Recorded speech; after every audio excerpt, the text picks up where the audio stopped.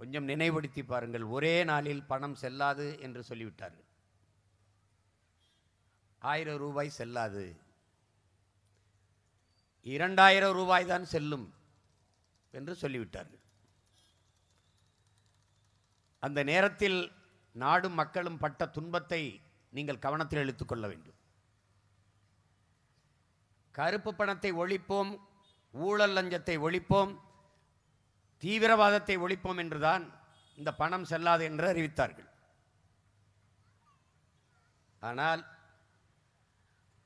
ஊழல் லஞ்சத்தை ஒழித்தால் எதற்கு இத்தனை, கருப்பு பணத்தை ஒழித்தால் எதற்கு இத்தனை முதலாளிகள் வீட்டிலே அமலாக்கத்துறை சோதனை நடக்கிறது என்பதை அறிவார்ந்த மக்கள் நீங்கள் கேள்வி எழுப்பி பார்க்க வேண்டும். 1000 ரூபாய் செல்லாது என்று சொன்னவுடன் அன்றாட மக்கள் பட்ட துயரத்தை நீங்கள் பார்க்கணும். காலையில் பொண்ணுக்கு திருமணம், அடுத்த வாரம் திருமணம், உறவுக்காரெல்லாம் அழைத்தாய்விட்டது. போய் நகைகள் வாங்க வேண்டும், உடைகள் எடுக்க வேண்டும், சீராக கொடுக்க பாத்திரங்கள் வாங்க வேண்டும் என்று வங்கியிலிருந்து பணத்தை எடுத்து வைத்திருந்தார்கள். நள்ளிரவில் அது செல்லாதென்றாகிவிட்டது. அந்த குடும்பத்தின் நிலை என்ன? தந்தையை மருத்துவமனையில் சேர்த்துவிட்டு அவரை திருப்பி வீட்டுக்கு அழைத்து வர வேண்டும். பணம் கட்டினால்தான் மருத்துவமனையிலிருந்து அழைத்து வர வேண்டும்.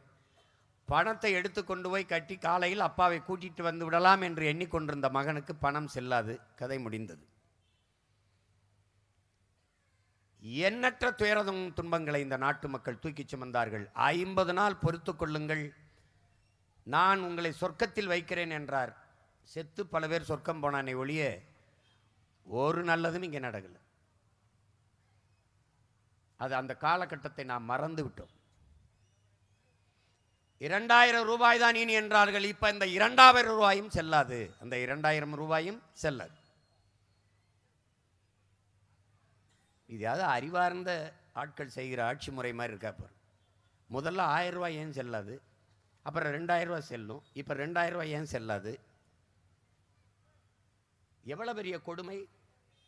உலக வங்கி அறிவிக்கிறது, என் அன்பு தம்பி தங்கைகளே, இந்தியாவின் பொருளாதார வீழ்ச்சிக்கு காரணம் பணம் செல்லாது என்று அறிவித்ததும் ஜிஎஸ்டி, சரக்கு மற்றும் சேவை வரியும் தான் என்று சொல்கிறது. நீங்கள் இப்படி பாருங்கள், சரக்கு மற்றும் சேவை வரியால் இந்த நாட்டின் வருவாய் பெருக்கம் எவ்வளவு? நேரடி வரி, மறைமுக வரி, எல்லாவற்றுக்கும் வரி. உப்புக்கு வரி, ஊறுகாய்க்கு வரி, வேட்டிக்கு வரி, சட்டைக்கு வரி, சேலைக்கு வரி, நகைக்கு வரி, எல்லாவற்றுக்கும் வரி. குழந்தைகள் சாப்பிடுற பிஸ்கட், ரொட்டிக்கு வரி 18 விழுக்காடு. ஆனால் தங்க பிஸ்கட்டுக்கு 3 விழுக்காடு தான் வரி. நாடு யாருக்கானது என்று பாருங்கள். பார்வையற்றோர் எழுதி படிக்கிற தாளுக்கு வரி. கேட்கும் திறனற்றவர்கள் பொருத்துகிற செவி கேள்வி இந்த திறன் கருவிக்கு வரி. நடக்க இயலாதவர்கள் பயன்படுத்துகிற 3 சக்கர வாகனத்திற்கு வரி. ஆனால் இவ்வளவு வரி. ஆண்டுதோறும் நிதிநிலை அறிக்கை படிக்கும்போது பட்ஜெட்டிலே சரக்கு மற்றும் சேவை வரியால் இவ்வளவு வருவாய் பெருகியிருக்கிறது. இந்த வருவாய் பெருக்கத்திலிருந்து நாட்டு மக்களின் நலனுக்காக, கல்விக்காக, மருத்துவத்துக்காக, சாலை போடுதல், பராமரித்திற்காக இப்படி ஏதாவது நிதி ஒதுக்கப்பட்டு அறிவிப்பு வந்ததை நீங்கள் பார்த்ததுண்டா? அப்ப இந்த வரியெல்லாம் எங்க? வெறும் வரியை மட்டும் வாங்கி ஒரு நாடு பொருளாதாரத்தில் மேம்பட்டு விட முடியும் என்பது எவ்வளவு மோசமான ஆட்சி முறை! நாட்டின் வருவாய் பெருக்கத்திற்கென்று ஏதாவது ஒரு பொது சொத்து என்று ஒன்று உண்டா? விண்ணூர்தி நடத்தலாம், வானூர்தியை நடத்தலாம். வானூர்தியை நடத்தி அதில் படித்த இளைஞர்கள், பிள்ளைகளுக்கு வேலை கொடுக்கலாம். போக்குவரத்து, நீங்கள் தமிழ்நாட்டிலே, இந்தியாவிலே இண்டிகோ என்கிற ஒரு வண்டியை தவிர வேறு எந்த விமானமும் கிடையாது, எந்த வானூர்தியும் கிடையாது. வளர்ச்சி என்பது அவசரமாக கோயம்புத்தூர் போகணும், அல்லது கோயம்புத்தூரில் ஒருத்தர் சந்திக்கணும், திருப்பி மும்பை போகணும், மும்பையிலேருந்து சென்னை வரணும். இப்படியெல்லாம் பயணப்படும் போது தான் நீங்கள் வளர்ச்சியை நோக்கி நகர முடியும். காலையில் நீங்கள் கோயம்புத்தூருக்கு போனால் மாலையில் வண்டி இருக்காது, திருப்பி அடுத்த நாள் காலையில் தான் பயணிக்க முடியும் என்றால் ஒரு நாள் வீணாகுது.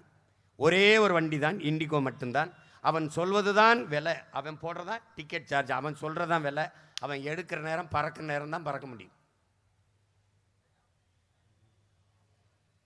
இது எந்த மாதிரி வளர்ச்சி? எந்த மாதிரி வளர்ச்சி? நீங்க பார்த்தீங்க, தொடர் வண்டியும் மோதிக்கொண்டது. அதில் எவ்வளவு உயிர் சேதம் நடந்ததுன்னு தெரியும். ஒரு தண்டவாளத்தில் எதிரே தொடர்வண்டி வருவதை கவனிக்காத நிர்வாகிகள், கட்டமைப்பு, இது எல்லாத்தையும் சகித்து கொண்டோம். இப்போ யாரும் ஜிஎஸ்டியை பேசுறதில்ல, பழகிட்டான். ஜிஎஸ்டி வர்றதுக்கு முன்னாடி கடையில் வியாபாரம் நடந்துகிட்டு இருந்துச்சு. காலையில் வந்து பார்த்தா கடை விற்பனைக்குன்னு எழுதி வச்சுட்டு போயிட்டான். நான் கூட கேட்டேன், என் லாபத்தை எடுத்துக்க வரி எனக்கு கொடுத்துருன்ட்டு. அறிவார்ந்த என் தமிழ் சொந்தங்களே, நீங்கள் ஆழ்ந்து சிந்தியுங்கள். ஒரு மாடு வளர்க்குறீங்க, அதுக்கு பால் கறக்கிறது சரிதான். ஆனால் அதுக்கு புல்லு போடணும், தவிடு வைக்கணும், புண்ணாக்கு வைக்கணும், பருத்தி கொட்டை வைக்கணும், தண்ணி காட்டணும். இதில் எதையுமே செய்யாமல் நீங்கள் பாலை மட்டுமே கறந்து கொண்டு இருந்தால் அந்த மாடு செத்து விடும். அப்படித்தான் எதையும் மக்களுக்கு திருப்பி தராமல் வரியை மட்டும் வசூலித்து கொண்டிருந்தால் மக்களின் வாழ்க்கை தரம், வாழ்க்கை நிலை என்னாகும் என்று சிந்தித்து பாருங்கள். செய்திகளை உடனுக்குடன் தெரிந்து கொள்ள உடனே சப்ஸ்கிரைப் பண்ணுங்க.